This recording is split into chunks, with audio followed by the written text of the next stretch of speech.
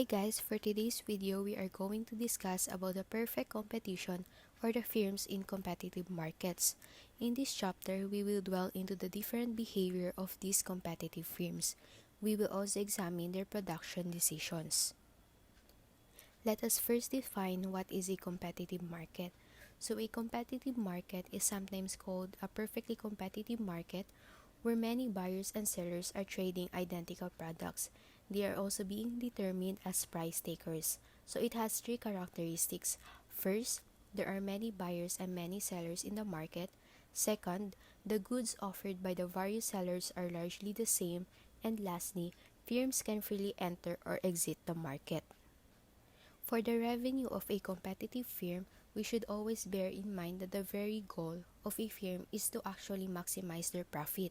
Example, the Smith farm produces a quantity of milk Q and sells each unit at the market price P.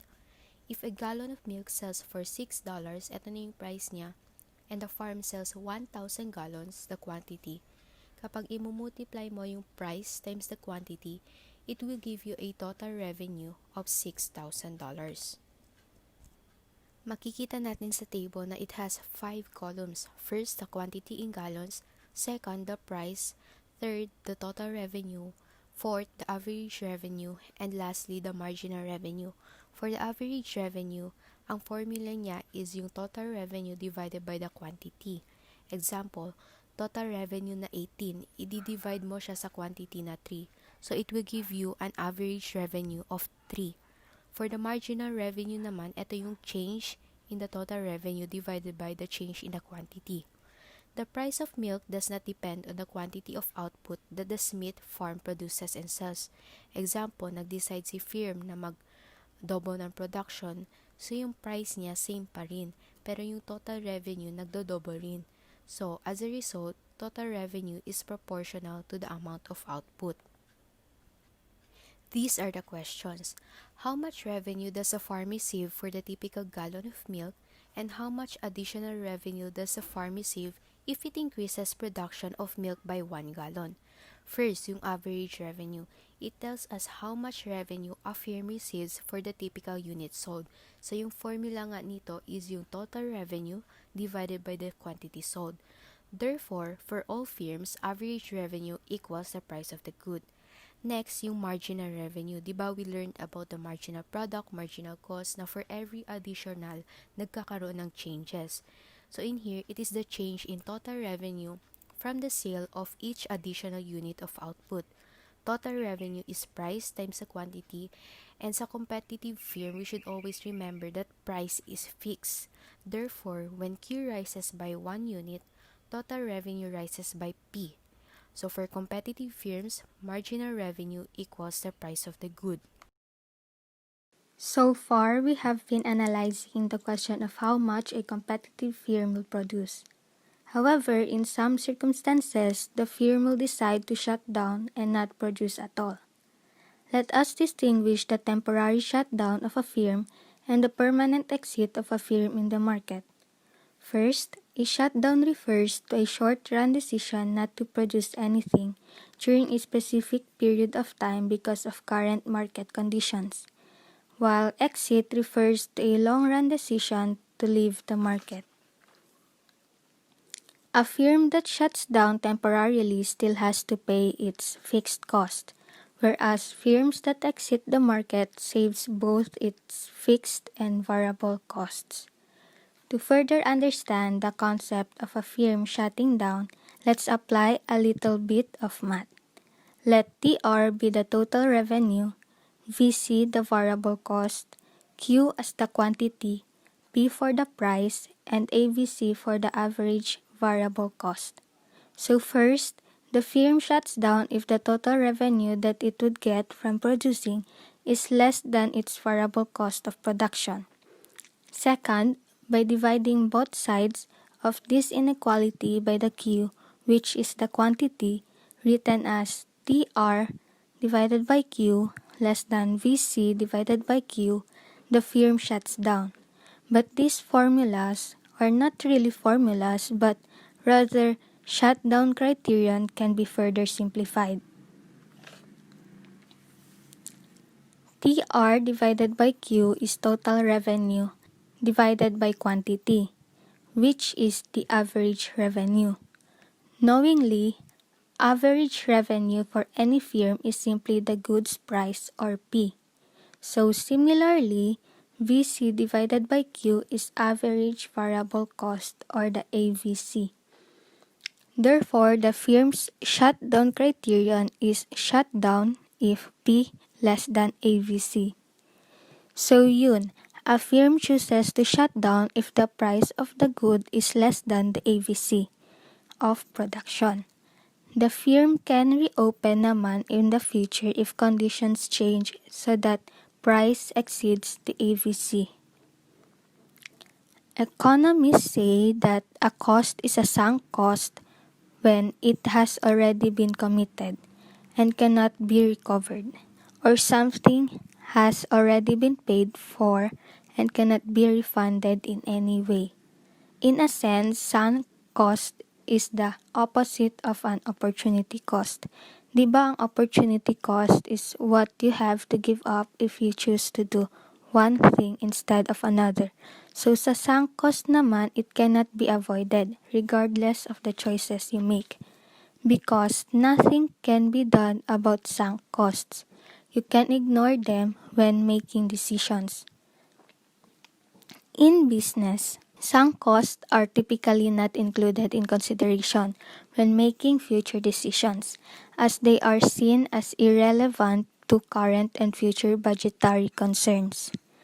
Looking at the graph below, it is the competitive firm's short-run supply curve. It shows that the marginal cost or the MC is the firm's short-run supply curve that is above the average variable cost, the AVC. That's it. Paulit-ulit ko ang sinabi, if the price falls below AVC, the firm is better off shutting down and not producing anything. The firm's long-run decision to exit or enter a market. There are three formulas to know whether the business should exit the market or not. The business should exit the market if the total revenue is less than the total cost, price is less than average total cost, and the total revenue divided by quantity is less than the total cost divided by quantity. Why is this so? Because first of all, individuals start businesses with the purpose of making profit. If profit is not made at the end of the day, there is no point in the business. As you can see on the screen, ATC or average total cost is the average cost per unit of output. MC or marginal cost is the cost added by producing one additional unit of a product or service. Initially, creating more will decrease marginal cost, but after a while, the extra cost of production rises, thus increasing marginal cost. That is why the graph shows a curve. The point where minimum average cost is equal to marginal cost is called optimal production. Thus, long-run supply curve of a firm is that portion of its marginal cost curve that lies above the minimum point of average cost curve. In the long run, a firm is free to adjust all of its inputs. New firms can enter any market. Existing firms can leave their markets. As long as price matches marginal cost, the firm will produce economic profit and does not need to exit the market. As you can see in the graph, you are bothered as to why marginal cost is the supply curve in a competitive market in the long run. Recall that marginal cost is the additional cost in producing another unit of product. Consider for example that I am selling cars. If I want to sell a lot of cars but a high price and also I want to produce an additional unit of cars, resulting in the supply curve to rise or shift to the right. But at the same time, every additional car produced, the marginal cost of producing another unit also increases, resulting in the marginal cost curve to rise upward as well. That's why every supply curve also relates to the marginal cost curve, because every additional unit produced, the quantity and marginal cost rises as well. In a competitive market, the price decreases over time until it levels with the minimum of the average total cost. If the price is above the average total cost, the firm produces profit, while if it goes below the average total cost, the firm is better exiting the market. So now I'll be discussing how to measure profit for the competitive firm using formulas and graphs. As you can see on the screen, there are three formulas for profit, but the first one is the simplest one, which is the total revenue minus the total cost. Total revenue is the price multiplied to the quantity of products, while the total cost is the average cost multiplied to the quantity produced. Basically, to ensure profit, the total revenue must be greater than the total cost. But in a perfectly competitive market, normal profit or the economic profit is actually zero. Why did I say so? I'll explain that later on. In a perfectly competitive market, the firms in the industry as price takers then have to determine what output they will supply at the price, which is determined by the demand and supply functions in the industry as a whole. So, because a competitive firm is a price taker, its marginal revenue equals the market price. And so, we can also write the profit maximizing rule for a perfectly competitive firm as recommendation to produce at the quantity of output where P equals MC, or it's either MR, marginal revenue, equals MC, or price equals marginal cost. As I've said earlier, that the normal or economic profit of a perfectly competitive firm is zero. It happens because the profit maximizing choice for a perfectly competitive firm will occur at the level of output where marginal revenue or the price is equal to marginal cost. That is where marginal revenue equals marginal cost, or P equals MC. But why should must be equal to MC? Why should it be the profit maximizing rule? It is because as long as the MR or the marginal revenue is greater than the MC, marginal cost, a profit-seeking firm should keep on expanding production. And so expanding production into the zone where MR, marginal revenue, is now less than marginal cost will reduce economic profits. Thus, marginal revenue must be equal to marginal cost. And it is now the signal to stop expanding so that it is the level of output they should target. Moving on to our next slide. As you can see on the screen, there are two graphs with each representation. The first graph represents a firm with profit and the second graph represents a firm with losses. So on the first graph, there is a shaded portion which represents the profit of the firm, since as shown in the graph, price is higher than the average total cost, or marginal revenue is greater than the marginal cost. So the firm keeps on expanding its production. Also, you can see a black dot, which is actually the signal to stop expanding for what we call the profit maximizing quantity point, where marginal revenue or the price is equal to marginal cost. While on the other graph, the price of the firm is lower than the average total cost, or marginal revenue is less than marginal cost, which now will reduce economic profit or will give the firm loss. And so in this case, to minimize the loss is the main target of the firm, and also it will be achieved if marginal revenue is equal to marginal cost.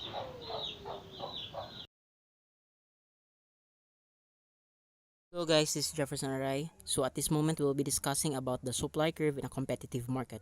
Before we proceed, there are two cases to consider in a supply curve in a competitive market. First, we examine a market with a fixed number of firms. Second, we examine a market which number of firms can change as old firms exit and enter the market. So first, we'll discuss about the short run market supply with a fixed number of firms. The market supply curve is found by adding outputs of each firm at each price as shown in panel B. Suppose may 1,000 identical firms at kasali na ako doon. Sa $1 price per call, ay kaya ko mag-supply ng at least 100 calls per day. Adding the quantity supplied by all other firms in the market, suppose we get a quantity supplied of 100,000.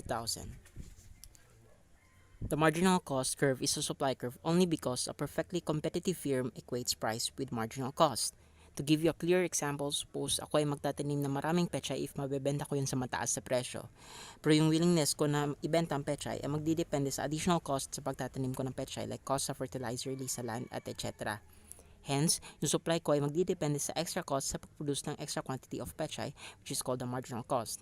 As you can see sa panel A at sa panel B, every time na mag-add ako ng quantity or unit ng production ko sa pechay, tataas ang supply, and at the same time, tataas rin ng marginal cost, which is the cost per additional unit produced. Next is the long run, the market supply with entry and exit. What is highlighted much in the long run is that decision in entry and exit is depend sa incentive ng owners at entrepreneurs na makukuha nila kapag mag-establish sila ng new firms. Due to changing market conditions, may naglalabas ang firms at nagsisipasukang bagong firms. For example, yung mga firm na nasa market ay profitable, then may incentive yung mga new firm na to enter the market. On the other hand, if losses na nakukuha ng mga firm sa market, then yung mga firm na nandun sa market ay kakalas at exit sa market na yun kasi wala sila makita. Yung resulta, obviously, ay mabawasan ng number of firms at bababa ang quantity supplied at dyan napapasok ang ating panel this time sa supply curve. It is stated that firms will enter or exit until profit is driven to zero. Sa panel A, matatapos ang entry at exit if equal ng price at average total cost. Sa panel B naman, entry price above this level, which is that line, will generate profit, leading to entry and increase in the total quantity supplied. Entry price below this level will generate losses, leading to exit and decrease in the total quantity supplied. So, hindi naman natin goal na hindi magka-profit but ayaw naman natin magka-loss. Sa perfect competition, yung price is equals to marginal cost is said to be optimal. So, yung nakikita nyo sa panel A, which is the minimum average total cost is equals to the price. Kasi yan yung optimal sa competitive market. And lastly, why do competitive firms stay in business if they make zero profit? To understand the zero profit condition more fully, recall that profit equals total revenue minus total cost, and total cost includes all opportunity costs of the firm. To make this short, keep in mind that accountants and economists measure cost differently. In zero profit equilibrium, economists' profit is zero while accountants' profit is positive. Sa economist POV kasi, ang economic profit is computed by deducting total revenue from total cost consisting both explicit and implicit cost. Alam na naman natin yung explicit and implicit cost.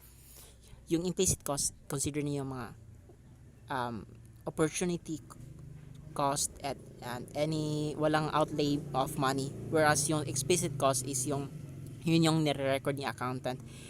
Like sa accounting profit, yun yung dinideduct sa total revenue, yung explicit cost lamang at hindi kasali yung implicit cost. In the zero profit equilibrium, the firm's revenue must compensate the owners for the time and money that they expend to keep their business going.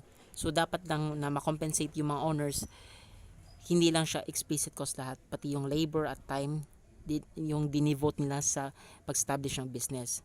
So yung revenue, kung zero man yung profit nila, yung revenue naman nila magko-compensate doon sa implicit cost nila. Hello, this is Sean. So from this point, we'll now ask why the long-run supply curve might slope upward. There are two reasons why. The first is that some resource used in production may be available only in limited quantities. For example, consider the market for farm products. Anyone can choose to buy land and start a farm, but the quantity of land is limited. As more people wanting to become farmers, the price of farmland increases, which raises the cost of all farmers in the market.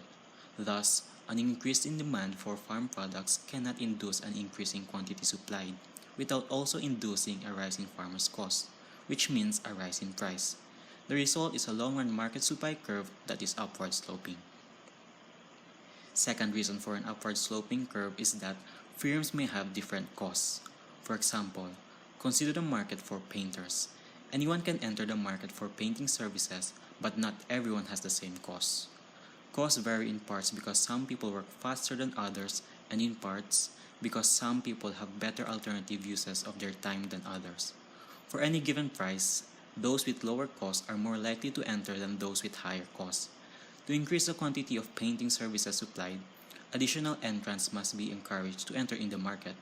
Because these new entrants have higher costs, so the price must rise to make entry profitable for them. Thus, the market supply curve for painting services slopes upward. Next, a shift in demand in the short run and long run. Why? Because firms can enter and exit a market in the long run but not in the short run. The response of a market to a change in demand depends on a time horizon. The market starts in the long run equilibrium as shown in panel A. In this equilibrium, each firm makes zero profit and the price equals the minimum average total cost. Next panel. In panel B shows what happens in the short run when demand rises from D1 to D2. The equilibrium goes from point A to point B, price rises from P1 to P2, and the quantity sold in the market rises from Q1 to Q2. Because price now exceeds the average total cost, then firms make profits, which over time encourage new firms to enter the market. Now in panel C, this entry shifts the short-run supply curve to the right from S1 to S2. In the new long-run equilibrium, point C, price has returned from P1 but the quantity sold has increased to Q3. Profits are again zero, price is back to the minimum of average total cost, but the market has more firms to satisfy the greater demand. That's all, thank you.